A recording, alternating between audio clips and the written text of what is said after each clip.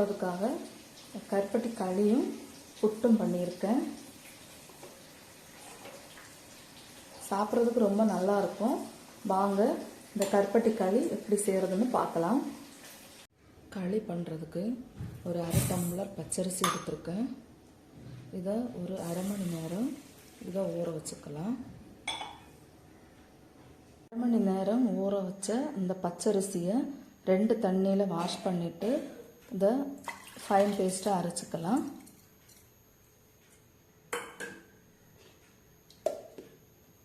அளவு கொஞ்சம் கருப்பட்டி போட்டு பாகு காய்ச்சி எடுத்துக்கலாம். இதில் இப்போ 4 ஏலக்காய் இந்த மாதிரி சதைச்சதில் போட்டுக்கலாம். இப்போது பாகு ரெடி ஆயிடுச்சு. இதை ஃபில்டர் பண்ணி எடுத்துக்கலாம்.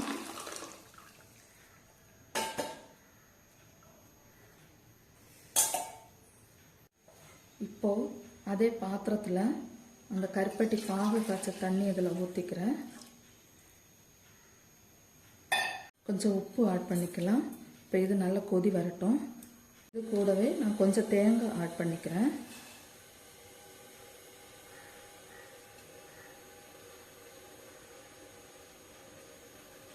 போதும், 3 கைப்பிடி அளவு போட்டுக்கிறேன்.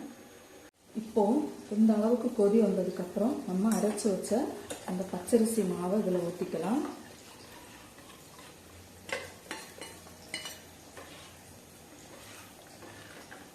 இப்போ கொஞ்சம் நேரத்துக்கு கை விடாமல் கிளறிட்டு இருக்கலாம். அரை ஸ்பூன் நெய் சேர்த்துக்கிறேன்.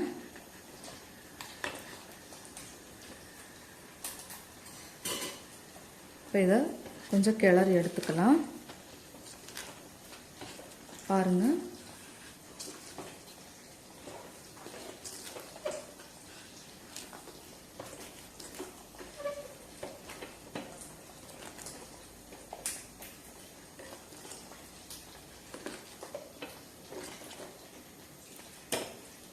இப்போது களி ரெடி ஆயிடுச்சு.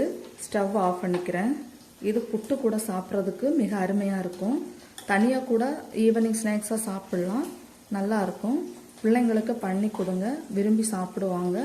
வீடியோ பிடிச்சிருந்தா லைக் பண்ணுங்கள், ஷேர் பண்ணுங்கள், சப்ஸ்கிரைப் பண்ணுங்கள். ஓகே.